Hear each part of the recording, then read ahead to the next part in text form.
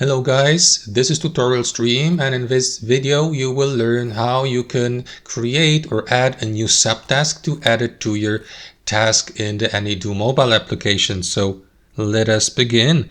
So guys, here in the Any.do mobile application, for example on your Android, what you want to do is access the task you would like to edit first. You may go, for example, with a category or category list. Sorry, excuse my poor English here.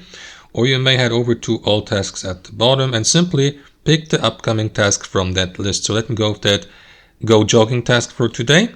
Now what you want to do guys is simply customize and edit the task here in that menu and tap into add a new subtask here. You may also use that suggest button here to let the artificial intelligence on Any.do create a subtask that for your task, for instance. But if you'd like to do that yourself, simply tap into that add new task button here, give your new task or subtask a name. Let's go, for example, with that jogging, like, I don't know,